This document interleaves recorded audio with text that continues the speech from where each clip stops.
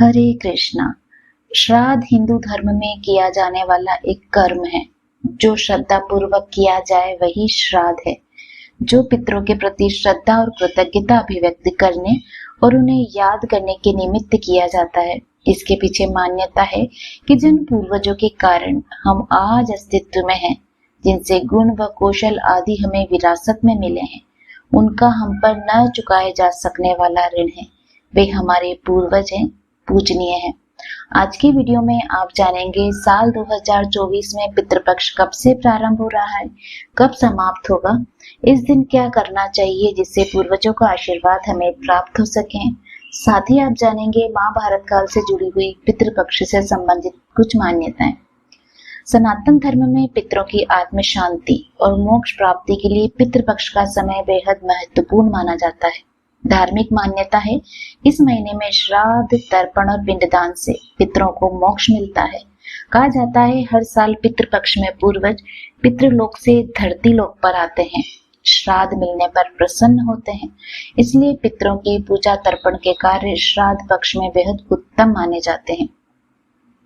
इस साल 17 सितंबर से पितृपक्ष प्रारंभ होगा और 2 अक्टूबर तक चलेगा। इस दौरान पूर्वज और पितरों के लिए आश्विन कृष्ण पक्ष में पितृ तर्पण और श्राद्ध कर्म अति आवश्यक है। इससे जीवन में सुख, समृद्धि और शांति बनी रहती है। पितृपक्ष का आरंभ भाद्रपद माह के पूर्णिमा तिथि से ही हो जाता है। इस बार श्राद्ध पक्ष के आरंभ में कई संयोग बन रहे हैं।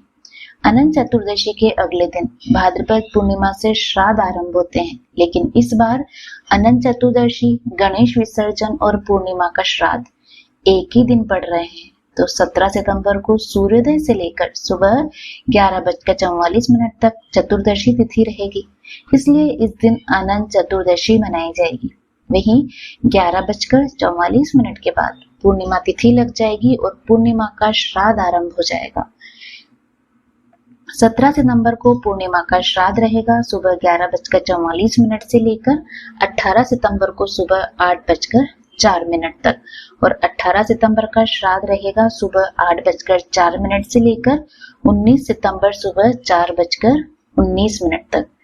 अब आप जानेंगे पितरों को प्रसन्न करने के लिए क्या किया जाना चाहिए, क्या नहीं। भारतीय धर्म ग्रंथों के अनुसार मनुष्य पर 3 प्रकार के ऋण प्रमुख माने गए हैं: पितृ ऋण, देव ऋण और ऋषि ऋण। इसमें पितृ ऋण सर्वोपरि है।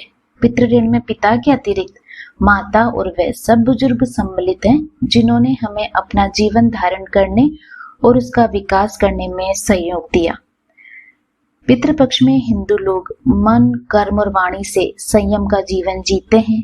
पितरों को स्मरण करके जल चढ़ाते हैं, निर्धनों और ब्राह्मणों को दान देते हैं। श्रद्धा पूर्वक तर्पण और पिंडदान करने से पितृ प्रसन्न होते हैं। श्राद्ध पक्ष में पंचबली कर्म अर्थात देव, पीपल, गाय, कुत्ते और कौवे को अन्न जल देने से पितृदेव प्रसन्न होते हैं। इसी के साथ चींटी और मछलियों को भी अन्न देना चाहिए। श्राद्ध में 10 तरह के दान दिए जाते हैं: जूते, चप्पल, वस्त्र, छाता, काला तिल, घी, गुड़, धान्य, नमक, चांदी, स्वर्ण, गो, जो भी यथाशक्ति आप दे सकते हैं।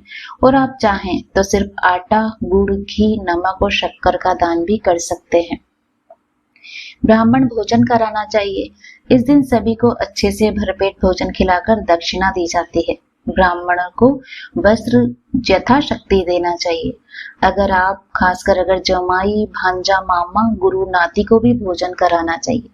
पितृपक्ष के दौरान प्रतिदिन अपने द्वारा पितरों के निमित्त एक दीपक अवश्य प्रज्वलित करना चाहिए। अगर आप चाहें तो पीपल के पेड़ के पास दीपक जलाकर पितरों की मुक्ति हेतु प्रार्थना कर सकते हैं। पितृ सूक्त या गीता का पाठ करना चाहिए। श्राद्ध पक्ष में 16 दिन तक गीता का पाठ करना चाहिए। अगर आप चाहें तो गीता जी के दूसरे व 7वें अध्याय का पाठ भी कर सकते हैं। गुड़ घी को मिलाकर सुगंधित धूप दें और जब जल जले तब तक ओम पितृ देवताभ्यो नमः का जप करें और इसी मंत्र से आहुति दें। सर्वपितृ अमावस्या के दिन शास्त्रों में मृत्यु के बाद कई तरह के विधान किए जाते हैं, जिससे पापों का प्रायश्चित होता है। जब बात श्राद्ध की आती है तो बिहार स्थित गया का नाम बड़ी प्रमुखता व आदर से लिया जाता है। गया समूचे भारतवर्ष में नहीं, संपूर्ण विश्व में 2 स्थान श्राद्ध तर्पण हेतु बहुत प्रसिद्ध हैं। वह 2 स्थान है बोध गया और विष्णुपद मंदिर। विष्णुपद मंदिर वह स्थान जहां माना जाता है कि स्वयं भगवान विष्णु के चरण उपस्थित हैं, जिनकी पूजा करने के लिए लोग देश के कोने कोने से आते हैं। गया में जो दूसरा सबसे प्रमुख स्थान है जिसके लिए लोग दूर दूर से आते हैं, वह स्थान है एक नदी, उसका नाम है फल्गु नदी। ऐसा माना जाता है कि मर्यादा पुरुषोत्तम भगवान राम ने स्वयं इस स्थान पर अपने पिता राजा दशरथ का पिंडदान किया था। तब से यह माना जाने लगा कि इस स्थान पर आकर कोई भी व्यक्ति अपने पितरों के निमित्त पिंडदान करेगा तो उसके पितृ उससे तृप्त रहेंगे और वह व्यक्ति अपने पितृ ऋण से ऊऋण हो जाएगा। इस स्थान का नाम गया इसलिए रखा गया क्योंकि भगवान विष्णु ने यहीं की धरती पर असुर गयासुर का वध किया था। अब आप जानेंगे महाभारत काल से जुड़ी हुई कुछ मान्यताएं। गरुड़ पुराण में भीष्म पिता ने युधिष्ठिर के संवाद बताए हैं। महाभारत काल में भीष्म पिता ने युधिष्ठिर को पितृपक्ष में श्राद्ध और उसके महत्व को बताया था।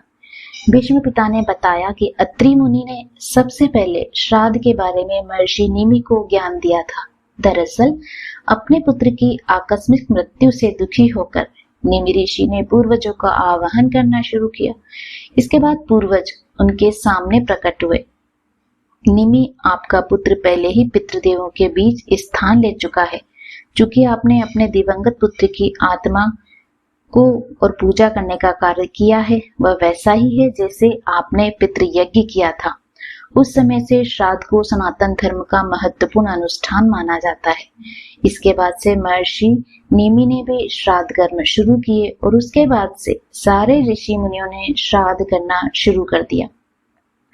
कुछ मान्यताएं यह भी बताती है कि युधिष्ठिर ने कौरव और पांडवों की ओर से युद्ध में मारे गए सैनिकों के अंतिम संस्कार के बाद उनका श्राद्ध किया था। अग्निदेव से संबंधित मान्यता है कि जब ऋषि मुनि देवताओं और पितरों को भोजन कर श्राद्ध में इतना अधिक भोजन कराने लगे तो उन्हें अजीर्ण हो गया। वे सभी ब्रह्मा जी के पास पहुंचे और इसके बाद ब्रह्मा जी ने कहा, इसमें अग्निदेव आपकी मदद कर पाएंगे। इसके बाद अग्निदेव ने कहा कि श्राद्ध में भी आप लोगों के साथ मिलकर भोजन करूंगा, इससे आपकी समस्या का समाधान हो जाएगा। इसलिए हमेशा पितरों को भोजन कराने के लिए श्राद्ध का भोजन कंडे और अग्नि को चढ़ाया जाता है। इंद्र से जुड़ी हुई एक कथा है कि दानवीर कर्ण, जो दान के लिए विख्यात थे, मरने के बाद स्वर्ग पहुंचे। वहां उनकी आत्मा को खाने के लिए सोना दिया जाने लगा। इस पर उन्होंने देवताओं के राजा इंद्र से पूछा कि उन्हें खाने में सोना क्यों दिया जा रहा है। इस बात पर भगवान इंद्र ने कहा, तुमने हमेशा सोने का ही दान किया है, कभी अपने पितरों को खाना नहीं खिलाया। बस इसके बाद पितृपक्ष शुरू हुआ और कर्ण को वापस धरती पर भेजा गया।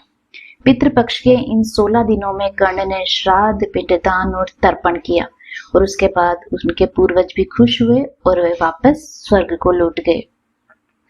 अब आप जानेंगे कि अगर कोई भी पितृपक्ष में अगर कोई पिंडदान करने वाला नहीं है तो आप महिलाएं भी पिंडदान कर सकती है, क्योंकि सीता जी ने भी पिंडदान किया था।